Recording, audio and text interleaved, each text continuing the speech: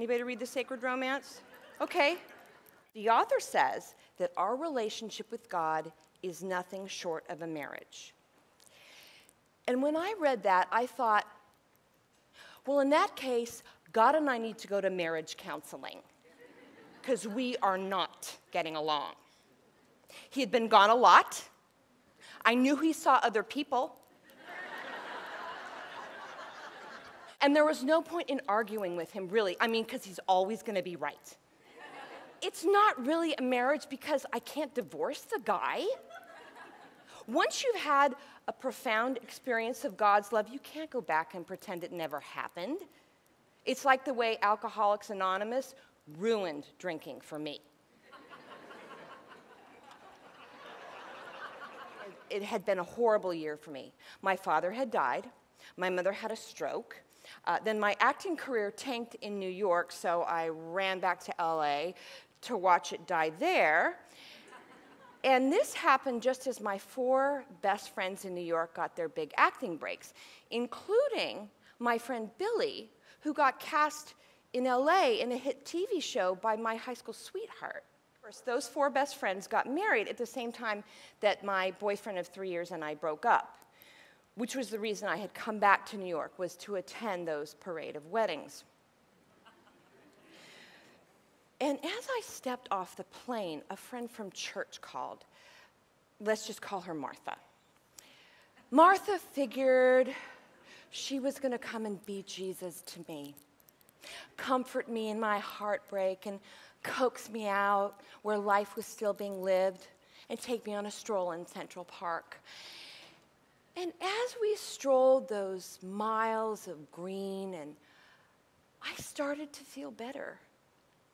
I started to think, okay, I had a life in New York before Jack ripped my heart out. I could have a life again. After all, look, children were still playing, dogs were still peeing, and lovers were still wooing, just like that couple at the pretzel cart making out. Someday that could be me. That used to be me. The guy at the pretzel cart was my ex-boyfriend, Jack. You know what Martha said? Praise the Lord, God is showing you that Jack's moved on. I hate it when people say, I'm spiritual but not religious. Now, to me, that sounds like I'm emotional but not psycho.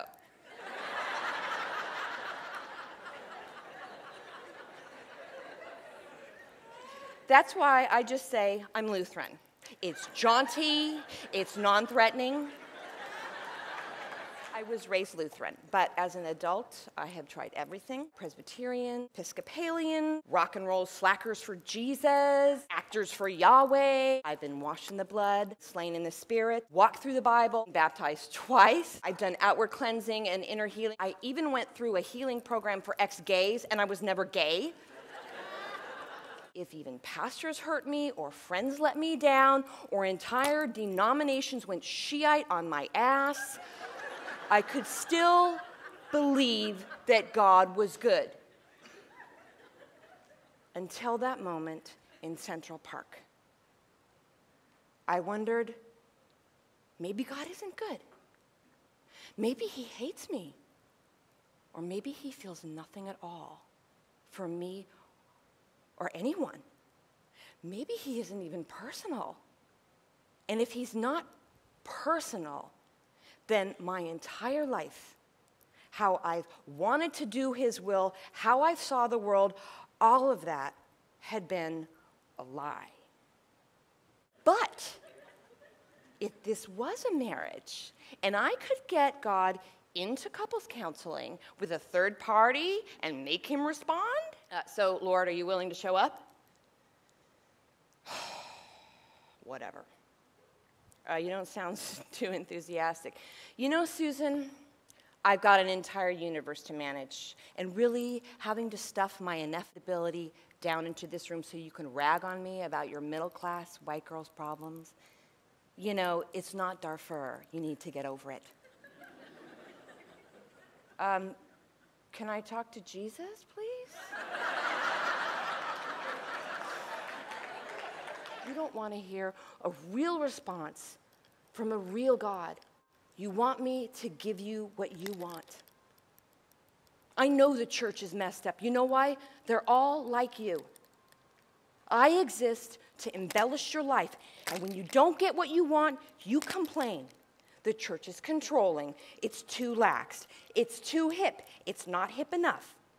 Your mother spent her life praying for your salvation, and you call her a wimp.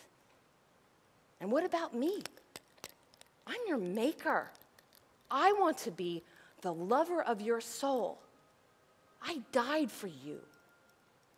And you want a career and a boyfriend. You know, Susan, I'm done with this kangaroo court you call counseling. No, don't go. Please.